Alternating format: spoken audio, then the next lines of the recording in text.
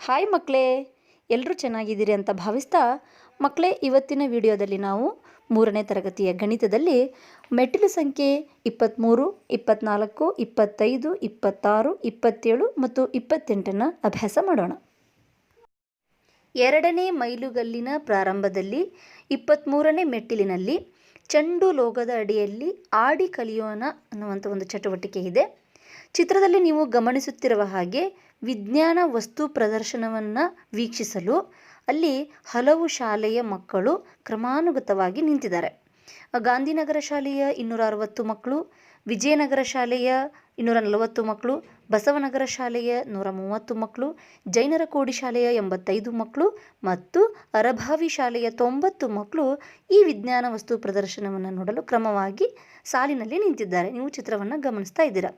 ಈ ಚಿತ್ರಕ್ಕೆ ಸಂಬಂಧಪಟ್ಟಂತೆ ಮೆಟ್ಟಿಲು ಸಂಖ್ಯೆ 23ರಲ್ಲಿ ಅದೇ ಕಾರ್ಡಲ್ಲಿ ಕೆಳಗಡೆ 10 ಪ್ರಶ್ನೆಗಳನ್ನು ನೀಡಲಾಗಿದೆ. ಈ ಚಿತ್ರವನ್ನು ಗಮನಿಸಿ ನೀವು ಆ 10 ಪ್ರಶ್ನೆಗಳಿಗೆ ಶಿಕ್ಷಕರು ಕೇಳುವಂಥ 10 ಪ್ರಶ್ನೆಗಳಿಗೂ ನೀವು ಉತ್ತರಿಸಬೇಕು. ನಾನಿಲ್ಲಿ ಒಂದು 2 ಪ್ರಶ್ನೆಯನ್ನು ನಿಮಗೆ ವಿವರಿಸ್ತಾ ಇದ್ದೇನೆ. ಸಾಲಿನಲ್ಲಿ ನಿಂತಿರುವ ಶಾಲಾ ಮಕ್ಕಳಲ್ಲಿ ಅತ್ಯಂತ ಹೆಚ್ಚು ಮಕ್ಕಳು ಇರುವ ಶಾಲೆ ಯಾವುದು? ಈಗ 5 ಶಾಲೆಯ ಮಕ್ಕಳು ಅಲ್ಲಿದ್ದಾರೆ. ಅತ್ಯಂತ ಹೆಚ್ಚು ಮಕ್ಕಳು ಇರುವಂಥ ಶಾಲೆಯ ಮಕ್ಕಳು ಯಾರು ಹೇಳಿ ಮಕ್ಕಳೇ? ಗುಡ್, ಗಾಂಧಿನಗರ ಶಾಲೆಯ ಮಕ್ಕಳು 260 ಮಕ್ಕಳು ಇದ್ದಾರೆ. ಇದೇ ರೀತಿ ನೀವು ಕೆಳಗಡೆ ನೀಡಿರುವಂಥ 10 ಪ್ರಶ್ನೆಗಳಿಗೂ ಉತ್ತರಿಸಬೇಕು. ಅದೇ 23ನೇ ಮೆಟ್ಟಿಲಿನಲ್ಲಿ ಇನ್ನೊಂದು ಚಟುವಟಿಕೆ ಇದೆ. ರಂಗಣ್ಣ ಅನ್ನೋನು ಸಂತೆಯಲ್ಲಿ ತರಕಾರಿ ಅಂಗಡಿಯನ್ನು ಹಾಕಿರ್ತಾನೆ. ಅವನು ಅಲ್ಲಿ 1ನೇ ಮೆಟ್ಟಿಲು, 2ನೇ ಮೆಟ್ಟಿಲು ಹೀಗೆ ಸ್ಟೆಪ್ ಬೈ ಸ್ಟೆಪ್ಪಲ್ಲಿ 425 ನಿಂಬೆಹಣ್ಣುಗಳು, 240 ಸೌತೆಕಾಯಿಗಳು, 238 ಪಡವಲಕಾಯಿಗಳು, 184 ತೆಂಗಿನಕಾಯಿಗಳು, 165 ಕುಂಬಳಕಾಯಿಗಳನ್ನು ಒಂದರ ನಂತರ ಕ್ರಮಾನುಗತವಾಗಿ ಜೋಡಿಸಿರ್ತಾನೆ. ರಂಗಣ್ಣ ಕನಿಷ್ಠ ಸಂಖ್ಯೆಯ ಕುಂಬಳಕಾಯಿಯನ್ನು ಮೇಲೆ ಇಟ್ಟು ಗರಿಷ್ಠ ಸಂಖ್ಯೆಯ ನಿಂಬೆಹಣ್ಣನ್ನು ಕೆಳಗಿನ ಸಾಲಲ್ಲಿ ಜೋಡಿಸಿರ್ತಾನೆ. ಹೀಗಿರುವಾಗ ರಂಗಣ್ಣನ ಸ್ನೇಹಿತನಾದ ರಾಮಣ್ಣ ಅಂಗಡಿ ಹತ್ರ ಬರ್ತಾನೆ. ಜೋಡಿಸಿಟ್ಟಿರುವಂಥ ತರಕಾರಿಗಳನ್ನು ಕಂಡು, ಕುಂಬಳಕಾಯಿ ಭಾರ ಇದೆ, ಅದನ್ನು ನೀನು ಮೇಲೆ ಇಟ್ಟರೆ ಅದು ಬಿದ್ದಾಗ ನಿಂಬೆಹಣ್ಣಿನ ಮೇಲೆ ಬಿದ್ದರೆ ನಿಂಬೆಹಣ್ಣುಗಳು ಹಾಳಾಗ್ತವೆ. ಈ ರೀತಿಯ ಒಂದು ಸಲಹೆಯನ್ನು ರಂಗಣ್ಣನಿಗೆ ನೀಡ್ತಾನೆ. ರಂಗಣ್ಣನಿಗೆ ನಿಜವೆನಿಸಿ ರಾಮಣ್ಣನ ಸಲಹೆಯಂತೆ ಗರಿಷ್ಠ ಸಂಖ್ಯೆ ಇರುವಂಥ ನಿಂಬೆಹಣ್ಣನ್ನು ಮೇಲಿನ ಸಾಲಿನಲ್ಲಿ ಜೋಡಿಸಿ ಕನಿಷ್ಠ ಸಂಖ್ಯೆಯ ಕುಂಬಳಕಾಯಿಯನ್ನು ಕೆಳಗಿನ ಸಾಲಿನಲ್ಲಿ ಜೋಡಿಸ್ತಾನೆ. ಈ ಒಂದು ಕತೆ ಅಥವಾ ಒಂದು ಇದೇನು ಘಟನೆ ನಡೆಯುತ್ತಲ್ಲ, ಇದಕ್ಕೆ ಸಂಬಂಧಪಟ್ಟಂಗೆ 4 ಪ್ರಶ್ನೆಗಳು ನಿಮಗೆ ಆ ಕಾರ್ಡಿನಲ್ಲಿ ಇದ್ದಾವೆ.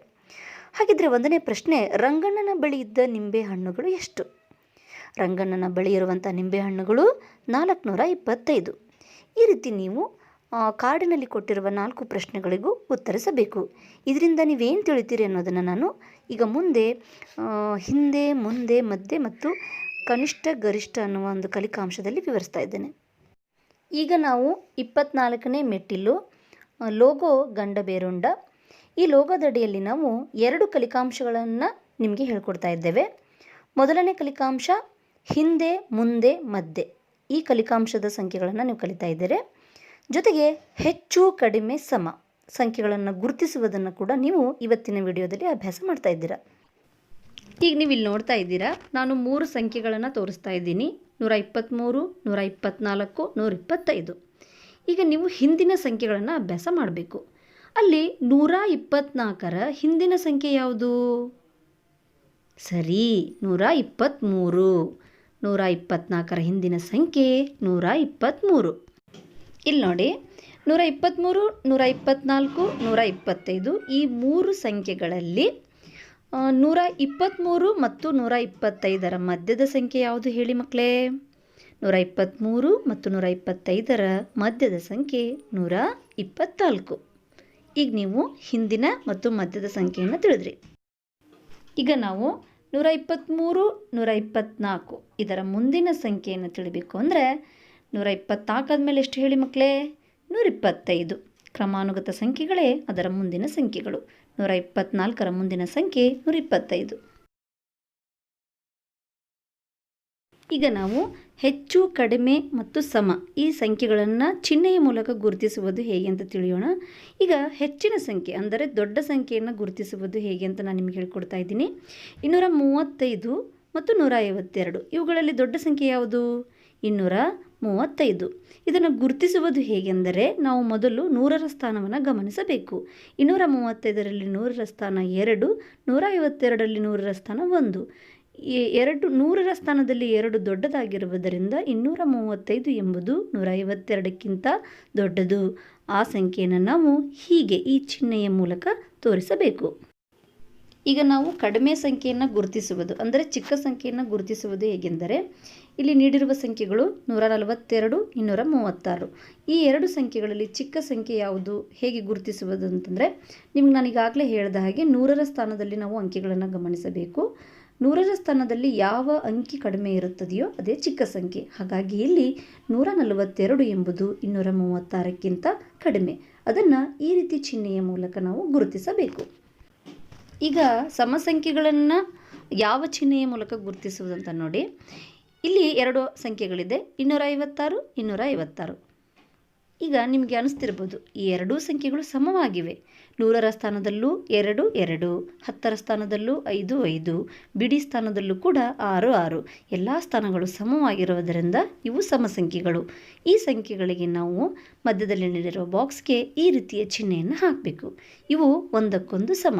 ಈ ಎರಡೂ ಸಂಖ್ಯೆಗಳು ಒಂದಕ್ಕೊಂದು ಸಮ. ಹೀಗೆ ನಾವು ಹೆಚ್ಚು, ಕಡಿಮೆ, ಸಮ ಸಂಖ್ಯೆಗಳನ್ನು ಸ್ಥಾನಕ್ಕೆ ಅನುಗುಣವಾಗಿ ಗುರುತಿಸಬೇಕು. ಮಕ್ಕಳೇ, ನೀವೀಗ ನಿಮ್ಮ ಅಭ್ಯಾಸ ಪುಸ್ತಕದಲ್ಲಿ ಹೆಚ್ಚು, ಕಡಿಮೆ, ಸಮ ಮತ್ತು ಹಿಂದೆ, ಮುಂದೆ, ಮಧ್ಯೆ ಈ ಕಲಿಕಾಂಶಕ್ಕೆ ಸಂಬಂಧಿಸಿದಂತೆ ಮೆಟ್ಟಿಲು ಸಂಖ್ಯೆ 25, 26 ಮತ್ತು 27ರಲ್ಲಿ ಕಾರ್ಯಯೋಜನೆಯನ್ನು ಮಾಡಬೇಕಿದೆ. ಮೆಟ್ಟಿಲು ಸಂಖ್ಯೆ 25ರಲ್ಲಿ ಮಾದರಿಯಂತೆ ನೀವು ಹೇಳಿಕೆ ರೂಪದಲ್ಲಿ ಬರೆಯಬೇಕು. ನೀವಲ್ಲಿ ನೋಡ್ತಿರೋ ಹಾಗೆ 165 ಎಂಬುದು 130ಕ್ಕಿಂತ ಹೆಚ್ಚು, 220 ಎಂಬುದು 320ಕ್ಕಿಂತ ಕಡಿಮೆ, 302 ಎಂಬುದು 302ಕ್ಕೆ ಸಮ. ಅಂದರೆ ನೀವೀಗಾಗಲೇ ಏನು ಈ ವಿಡಿಯೋದಲ್ಲಿ ಹೆಚ್ಚಿನ ಸಂಖ್ಯೆಗಳನ್ನು ಗುರುತಿಸುವುದು, ಕಡಿಮೆ ಸಂಖ್ಯೆಗಳನ್ನು ಗುರುತಿಸುವುದು ಮತ್ತು ಸಮ ಸಂಖ್ಯೆಗಳನ್ನು ಗುರುತಿಸುವುದು ಹೇಗೆ ಅಂತ ತಿಳಿದಿದ್ದೀರಿ. ಅದನ್ನು ನೀವು ವಾಕ್ಯ ರೂಪದಲ್ಲಿ ಈ ಮೆಟ್ಟಿಲು ಸಂಖ್ಯೆ 25ರಲ್ಲಿ ಬರೆದು ನಿಮ್ಮ ಶಿಕ್ಷಕರ ಸಹಿಯನ್ನು ಪಡೆಯಬೇಕು. ಇದರ ಜೊತೆಗೆ ನೀವು 26ನೇ ಮೆಟ್ಟಿಲಿನಲ್ಲಿ ಹಿಂದೆ, ಮುಂದೆ, ಮಧ್ಯೆ ಈ ಕಲಿಕಾಂಶಕ್ಕೆ ಸಂಬಂಧಿಸಿದಂತೆ 1ನೇ ಸಾಲು, 2ನೇ ಸಾಲು, 3ನೇ ಸಾಲಿನಲ್ಲಿ ಬಿಟ್ಟು ಹೋದ ಸಂಖ್ಯೆಗಳನ್ನು ಬರೆಯಬೇಕು. ಜೊತೆಗೆ 2ನೇ ಸೂಚನೆಯಲ್ಲಿ 342ರಿಂದ ಪ್ರಾರಂಭವಾಗಿ ಕೊನೆಯ ಸಂಖ್ಯೆ ಎಲ್ಲಿಗೆ ಮುಗಿಯುತ್ತದೆಯೋ, ಅಂದರೆ ಸಂತೋಷ ತನ್ನ 15 ಸ್ನೇಹಿತರೊಂದಿಗೆ ಸರ್ಕಸ್ ನೋಡಲು ಹೋಗಿದ್ದ. ಅಲ್ಲಿ ಎಲ್ಲರ ಟಿಕೆಟ್ಗಳನ್ನು ಸಂತೋಷನೇ ಪಡೆದಿದ್ದ. 342ರಿಂದ ಪ್ರಾರಂಭವಾದ ಟಿಕೆಟ್ಗಳನ್ನು ನೀನು ಕ್ರಮಾನುಗತವಾಗಿ ಕೊಟ್ಟಿರುವ ಜಾಗಗಳಲ್ಲಿ ಬರೆಯಬೇಕು. 27ನೇ ಮೆಟ್ಟಿಲಿನಲ್ಲಿ ನೀವೀಗಾಗಲೇ ವಿಡಿಯೋದಲ್ಲಿ ನೋಡಿದ್ದೀರಿ. ಸಮಸಂಖ್ಯೆಗಳಿದ್ದಾಗ ಯಾವ ಚಿಹ್ನೆಯನ್ನು ಗುರುತಿಸಬೇಕು, ಚಿಕ್ಕದು ಇದ್ದಾಗ, ದೊಡ್ಡದು ಇದ್ದಾಗ ಚಿಹ್ನೆಗಳನ್ನು ಯಾವ ರೀತಿ ಆ ಬಾಕ್ಸ್ಗಳಲ್ಲಿ ತುಂಬಬೇಕು ಅಂತ ಕಲ್ತಿದ್ದೀರಿ. ಅದಕ್ಕೆ ಸಂಬಂಧಪಟ್ಟಂತೆ ನೀವು 27ನೇ ಮೆಟ್ಟಿಲಿನಲ್ಲಿ ಸೂಚನೆ 1 ಮತ್ತು 2ಕ್ಕೆ ಸಂಬಂಧಿಸಿದ ಎಲ್ಲ ಸಂಖ್ಯೆಗಳನ್ನು ಅಲ್ಲಿ ಆರಿಸಿ ಚಿಹ್ನೆಗಳನ್ನು ಬರೆಯುವುದರ ಜೊತೆಗೆ ಮತ್ತು 3ನೇ ಸೂಚನೆಯಲ್ಲಿ ಹಿಂದಿನ, ಮುಂದಿನ ಸಂಖ್ಯೆಗಳನ್ನು ಬಾಕ್ಸ್ಗಳಲ್ಲಿ ಬರೆಯುವುದರ ಮೂಲಕ ತಪ್ಪಿಲ್ಲದಂತೆ ಈ ಎಲ್ಲ ಅಭ್ಯಾಸವನ್ನು ಮಾಡಿ ನಿಮ್ಮ ಶಿಕ್ಷಕರ ಸಹಿಯನ್ನು ಪಡೆಯಿರಿ. 28ನೇ ಮೆಟ್ಟಿಲಿನಲ್ಲಿ ಡೈಸ್ ಲೋಗೋದಡಿಯಲ್ಲಿ ಆಟ ಆಡೋಣ ಅನ್ನೋ ಒಂದು ಚಟುವಟಿಕೆ ಇದೆ. ಇದನ್ನು ನಾನು ನಿಮಗೆ ಇನ್ನೊಂದು ವಿಡಿಯೋದಲ್ಲಿ ಹೇಗೆ ಆಟವನ್ನು ಆಡಬೇಕು ಅಂತ ಸಂಪೂರ್ಣ ವಿವರಣೆಯ ಮೂಲಕ ಇನ್ನೊಂದು ವಿಡಿಯೋನ ಕಳಿಸ್ತಾ ಇದ್ದೇನೆ. ಇಷ್ಟು ಕಾರ್ಯಯೋಜನೆಯನ್ನು ಮಾಡಿ ನಿಮ್ಮ ಶಿಕ್ಷಕರ ಸಹಿಯನ್ನು ಪಡೆಯಿರಿ ಅಂತ ಹೇಳ್ತಾ ಧನ್ಯವಾದಗಳು ಮಕ್ಕಳೇ.